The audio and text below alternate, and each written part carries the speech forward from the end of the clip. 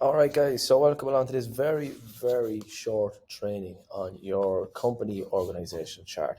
So most small and medium-sized business owners are playing way too many roles within their business. They're trying to manage too many tasks. They don't have a company organizational chart. They're pretty much just running around like headless chickens, trying to keep multiple plates spinning. So their business is very much dependent on them. If they were to step back from their business for a number of weeks or a number of months or maybe even a number of days in some cases, their business would most likely fall apart. So as you can see here on the screen, this is a typical image of a typical small to medium-sized business owner, and their name is in every single box. It's their responsibility to carry out the majority of the tasks within their business. So like I said, they're playing too many roles within the business, and it's causing a major bottleneck. They are the main bottleneck to the growth of their business because they only have so much time in the day, and there's no way that they can be the expert at everything. They can't be the expert at marketing, the expert at sales, the expert at actually, carrying out the works, managing the taxes, the finances, the profit and loss, the whole lot. So it does get to a stage for most business owners where they realize this, but they don't know how to actually step back from the business. They don't know how to remove themselves, to delegate properly, to systematize their business, and that is what I'm here to help you with. So they've no systems, there's no structure really. They're not delegating effectively, cash flow issues, poor profit margins. It's chaotic and stressful. Like some of these people are in business for 10 plus years. Some are even not even paying themselves a fixed salary. They just take money out of it ad hoc, pretty much. Whereas if you look at this image here, there's a bit more structure to it. You are the owner of the company or the CEO, and you've delegated the tasks within the company to different people. And it's their responsibility to make sure that these tasks are carried out. And the way that we make sure that the standard is kept across the board is by developing SOPs, so systems and processes, right? So firstly, you need to develop and implement great systems. And secondly, you need to hire in great staff to manage and run these systems. So you can completely remove yourself from the daily operations of your business while at the same time improving your revenue, your profitability, and quality of service. A lot of people will do this because they have the long-term goal of maybe wanting to sell their business, or maybe they want to retire. Some people just want to be able to step back from working 7 days a week, 12 hours a day, to work a little bit less, have a little bit more flexibility, a little bit more free time. When you do this, you can dramatically reduce your workload and your stress. You're bringing order and structure to the company instead of just everything being chaotic. More predictable sales and revenue. You can delegate more effectively. You can track everything more efficiently. Streamline operations. As a result, you'll have happier customers. You'll have happier employees. You'll be a lot happier, and you'll have more time, more energy, and more flexibility. So here's an example of a company organizational chart. So starting out, this is a template. A lot of people will find that their name is in many of these boxes. So we can see here we've got the CEO, then we've got the general manager, and then we've got each of the sectors within your business. So every company has a sales department, marketing, financial, operations, and admin. So that's just kind of a general blueprint. Of course, every business is different. There's no two businesses that are the same. But if we look within sales, we've got the sales manager position, and then we've got the sales reps, we've got a sales admin. For marketing, we've got someone who's in charge of marketing, pretty much, or head of marketing. You've got media buyers, maybe you're outsourcing it to an agency or something like that. You've somebody looking after creating content and posting content on your social media platforms. Then with financial, you've got your accountant, you've got your bookkeeper, operations, depending on what your business is. You've got your foreman or your head of operations, and then you might, like if you're a marketing agency, you might have media buyers and graphic designers. If you're a landscaping company, you might have the guys that are actually out there, on the tools as such. And for a lot of cases, the owner of the company is on the tools for the most part, and that's massively limiting the company's potential. Going back to what I was saying earlier, that you end up being the main bottleneck to the company. So to develop these SOPs and these systems, it's daunting for a lot of people, but it's really simple. And many people say to me is that, Shane, I just don't have the time to sit down and do something like this because I'm working 7 days a week, 12 plus hours a day. I haven't got the time to scratch myself, never mind sit down and develop something like this. And what I say to that is, you'll never have the time if you don't do this. It'll be 10 years down the road and you're still going to be making what you're making today with the same problems, the same stress, same responsibility. You won't be able to take a vacation without worrying about the business falling apart. If you do get sick and you physically can't work for the next couple of weeks or months, is the business going to last? Probably not. So it's worth finding the time. You don't find the time, you make the time to do these things. So I make it very simple for any of the guys that I work with. I give them this template to start off with. And you can see then, as an example, right? Let's say within the sales department, right? So you're going to delegate that. We need to develop an SOP. We need to develop systems and processes before we can actually hire in someone to manage this role. So we click in here and we have a link to our process book. And essentially what this is just a Google document, okay? And it walks them through. So when you hire somebody in, this is the Bible for the sales manager, okay? This is where they go back to every time they have a problem. And then over time, every time you deal with a new problem, you put in the solution to it here. So at the top, you have your links to the likes of your sales sheet, links to your sales script and things like that. Again, every business is different, so there's no real one covers all solution. Anybody that comes to me, we really focus on sitting down and developing a bespoke set of systems and processes that works for their company, because you cannot copy and paste this stuff. That's just the reality. So you have your job description then. So you'll fill this out for the particular role that you're developing this document for.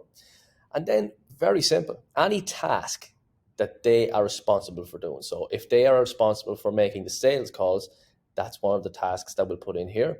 And then we list out the steps of the steps that they need to take to carry out this task to ensure that every single time it's done to the standard that you need it to be done to, okay? Another task might be how to generate new leads. Another task might be how to onboard a new customer.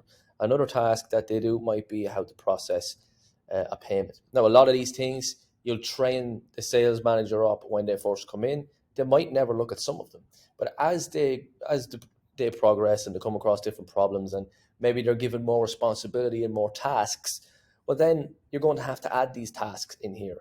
But you only have to do this the once, and that's the beauty of it. So let's say down the line you need to hire in another sales manager.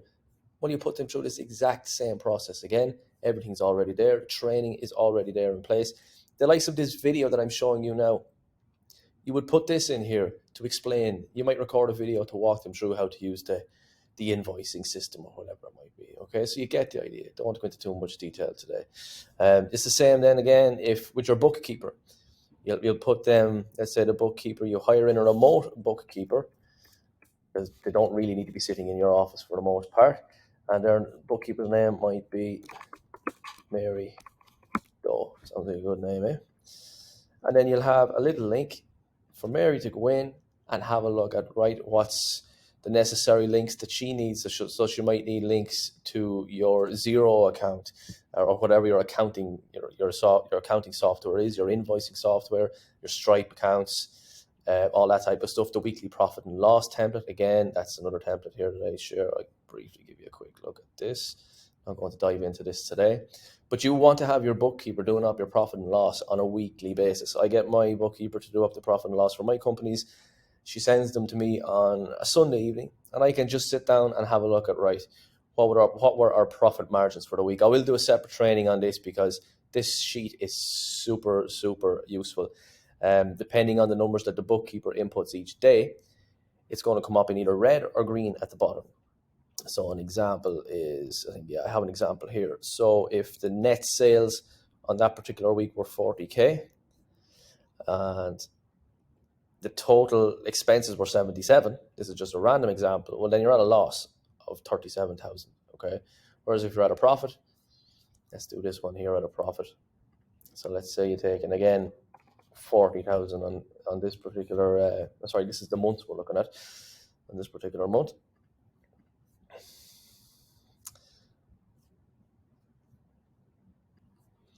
And then if your expenses, or let's say 15K, it's going to show up down here that you made a profit of 25K that month. So it's going to be super simple. Then across the bottom here, you have your monthly profit and loss. You can really quickly go in and look over the past couple of months to see, right, what did we do in February? What did we do in June? You have your summary then here, which gives you like on a weekly basis. So were you up or were you down? Did you make a profit? Did you lose money on a weekly basis? Over here, you can dive into it in a little bit more detail. Again, I'm not going to go into it in this video. And then you have your each individual week. So it literally takes about 5 minutes at the end of every week to come in and see how well the company done last week. And this is essentially working on your business. So you want to be able to step back. You don't want to be the one that's on the tools carrying out the work. Like if you own a construction company, you don't want to be out there with the bucket and the shovel and the wheelbarrow, driving the digger, whatever it is. If you're on a marketing agency, you don't want to be the one in the ad accounts, putting together the campaigns, doing up the ad copy. You need to learn how to delegate all of that stuff and then work on your business. So if you see that there's an issue with one part of your business, the profit and loss will show that first. Then you can go back to your organizational chart and you'll be able to see, right, the issue this week we need to focus on is marketing, because the leads have dropped, the quality has dropped, and that's affecting the sales rep. The sales reps are giving out because there's not enough volume of leads coming in, or the quality is poor. So that's going to be your job as a general manager, right? So you want to remove yourself from all of these roles down here below the line here as such, and then just get yourself up in here as general manager, right? And then the next step from there on is hiring in a general manager, so that you can step up to the position of CEO, and let the only person that reports to you then as CEO is the general manager. And then everybody else, the head of sales reports to the GM, the marketing reports to GM. And look, you don't have to have a 100 million a year company to have this structure. You might only be turning over, a million a year, between 1 to 10 million a year, maybe even a little bit less. Like even if you're only turning over 6 figures a year, having this in place is an absolute game changer. So guys, if you do want to kind of get all this stuff in place, if you need some help with it, if you feel frustrated about this stuff, you're not really sure how to go about removing yourself from the different roles within your business, you're a little bit overwhelmed about developing systems, you want to start delegating, whether you want to sell your business or you just want to step back from the operations to have a little bit more free time and flexibility, feel free to reach out. You will see a button just down below this video where you can actually apply for a free one-on-one strategy session with me, where we'll sit down for about 45 minutes. We'll dive into your unique situation to diagnose any current problems that you're having, see where you're at, and really just to see if I can help. At the end of the call, if we both feel like we're a good fit, I'll explain what I do, how it works, what I have to offer, and we can talk about potentially moving forward and working together. But hopefully you found some value in this video. If there's any other training videos that you'd like more training on, you can reach out to me online, Facebook, Instagram, LinkedIn, YouTube. Check out the podcast on Spotify. It's called the Distinguished Entrepreneur Podcast. And there's more trainings and stuff like that on the YouTube channel as well. That's the Distinguished Entrepreneur YouTube channel. So cheers for checking this out, guys. Like that, if you want to book in the call, click down below this video. You'll see a little blue button down below, or go to www.thedistinguishedentrepreneur.com.